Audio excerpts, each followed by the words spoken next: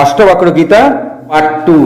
এখানে আমি এখন আজকে আপনাদের কাছে বলবো অষ্টবক্র বন্দিনকে ঠিক হারিয়ে দিয়েছিলেন কিভাবে, সেটা জেনে নেব আমরা।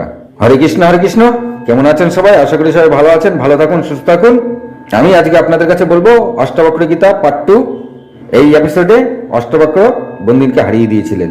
অষ্টবক্র গীতা এখান থেকেই শুরু, তার জন্ম থেকে একদম অন্ত পর্যন্ত আমি আপনাদেরকে পুরো বৃত্তান্ত বলবো।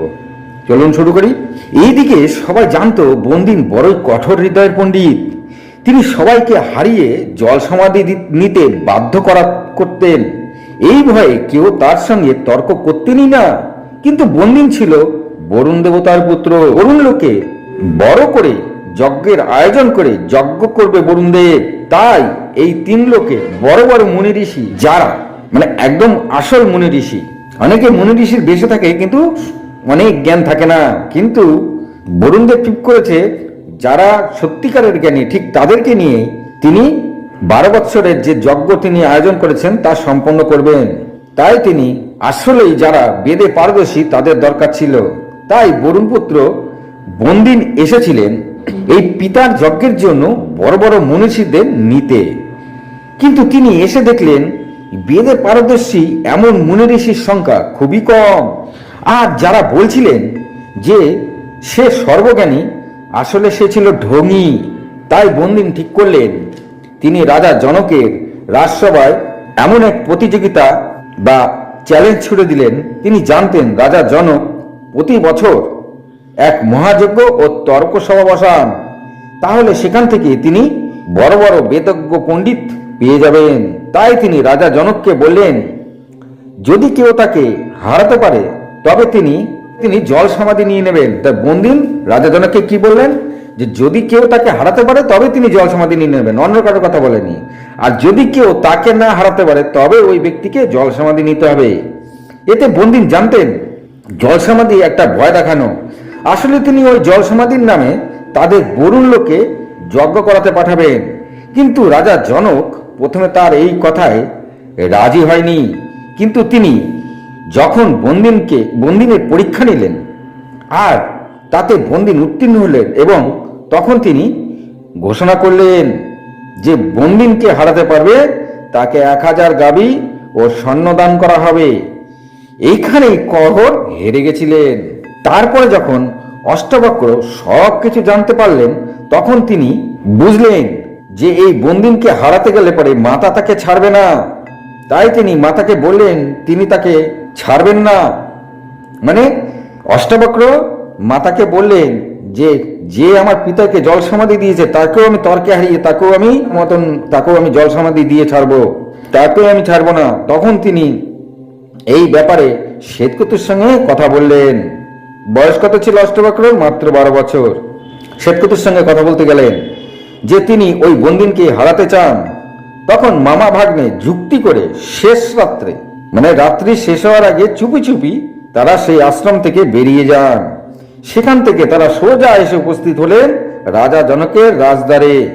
তখন তাকে দুয়ারপাল বাধা দেয়। তখন তিনি নানাভাবে তাকে বোঝাতে থাকলেন, মানে অষ্টবক্র মুনি আর শ্বেতকেতু দুজনে মিলে দুয়ারপালকে বোঝাতে থাকলেন অনেক কথা। কিন্তু দুয়ারপাল কিছুতেই বুঝতে চান না। তিনি বললেন এখানে বালকদের কোনো কাজ নেই, এখানে যারা পণ্ডিত মেধাবী তাদেরকে প্রবেশ করতে দেওয়া হয় আর বৃদ্ধদেরকে যেতে দেওয়া হয়। তখন অষ্টবক্র বললেন শুধু দেখতে সে বালক কিন্তু শাস্ত্রে সে বৃদ্ধ। আর যারা এখানে আছে তারা বৃদ্ধ হলো তার কাছে বালক। শাস্ত্র আছে যে বেদের জ্ঞান রাখে আর সে দেখতে যেমনই হোক সে আসলে বৃদ্ধ। চুল পেকে গেলে বা ধনবান হলে বা অনেক কুটুম্ব যার বেশি সে বৃদ্ধ বা বড় হয় এমন কোনো মানেই নেই। হে দুয়ারপাল, আমি ওই বন্দিনের সঙ্গে তর্ক করতে এসেছি। আজ আমি তাকে হারিয়ে ওই যেখানে তিনি সবাইকে জল সমাধি দিচ্ছেন ওই সরোবরে আমিও তাকে জল সমাধি দেব। আপনি দেখে নেবেন, আপনি রাজাকে সূচনা দেন। তখন দুয়ারপাল বললেন আমি আপনাকে যেতে দিচ্ছি, তবে আমার মান রাখবেন যেন রাজা বলতে না পারে যাকে তাকে আমি এই মণ্ডপে আসতে দিয়েছি। তখন অষ্টবক্র ও শ্বেতকেতু দুয়ারপালকে নমস্কার করে জনকের রাজসভায় উপস্থিত হলেন। সেখানে নানা জ্ঞানীগুণী মুনিজন আগে থেকেই বসেছিলেন। তারা তার তেরা বাঁকা শরীর দেখে সবাই একসাথে হেসে উঠলেন। তখন তাদের সঙ্গে অষ্টবক্র হেসে উঠলেন। তখন রাজা জনক তাকে জিজ্ঞাসা করলেন, সবাই তোমাকে দেখে হেসে উঠেছে বালক, তুমি কেন হাসছো? তখন অষ্টবক্র বললেন, আমি হাসছি কারণ আমি শুনেছি এখানে সব জ্ঞানীগুণী মেধাবী পণ্ডিত রয়েছে, কিন্তু এরা তো কেউ আমাকে দেখতেই পাচ্ছে না, এরা আমার চামড়া দেখছে, এরা কি করে মেধাবী হয়, তাই আমি হাসছি। তখন সবাই চুপ হয়ে যান। তখন অষ্টবক্র বললেন, রাজন, আমি ওই বন্দিনকে হারাতে এসেছি, ডাকুন তাকে।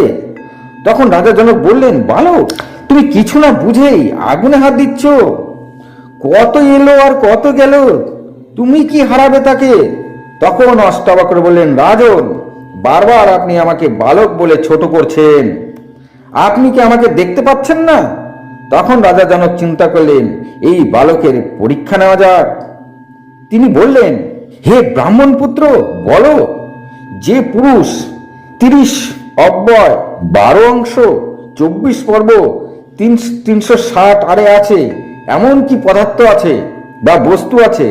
অষ্টবক্র বললেন, পক্ষ 24, ঋতু 6, মাস 12 আর দিন 360, এই কালচক্র নিরন্তর ঘোরে। জনক বললেন, শোবার সময় কে চোখ খুলে ঘুমায়, জন্ম নেবার পর কে চলতে পারে না, আর বেগ দিয়ে কে চলে? অষ্টবক্র বললেন, মাছ শোবার সময় চোখ খুলে ঘুমায়, ডিম জন্ম নেওয়ার পর চলতে পারে না, নদী বেগ দিয়ে চলতে থাকে। জনক বলল, কার হৃদয় নেই? অষ্টবক্র বললেন, পর্বতের হৃদয় হয় না। তখন রাজা জনক ভারী আশ্চর্য হয়ে গেলেন, এই 12 বছরের বালক বলে কি? তিনি বললেন, হে ব্রাহ্মণ, আপনি দেখতে তো বালক, কিন্তু জ্ঞান তো বিদ্যুতের মতন। আমার মনে হয় আপনি কোনো সাধারণ মানুষই নন, কোনো দেবতা হবেন, এত মেধা। আমি আপনাকে নমস্কার করি, আপনার সঙ্গে বিবাদ করাই উচিত হয়নি আমার। আমি এখন বিশ্বাস করছি আপনার সঙ্গে তর্ক করে কেউ পেরে উঠবে না। আমি বিশ্বাস করি আপনি বন্দিনের সঙ্গে তর্ক বিবাদ করার জন্য সঠিক একজন মেধাবী পণ্ডিত। আমি আপনাকে অনুমতি দিচ্ছি, যান আর ওই বন্দিনের সঙ্গে তর্ক করুন। রাজা জনক তখন মণ্ডপের মধ্যে বসে থাকা বন্দিনকে দেখিয়ে দিলেন। আজ এই পর্যন্তই। ভালো লাগলে লাইক, কমেন্ট, শেয়ার করুন। আরো 10 জন হিন্দুকে শোনার ব্যবস্থা করে দিন। ভালো থাকুন, সুস্থ থাকুন, নমস্কার।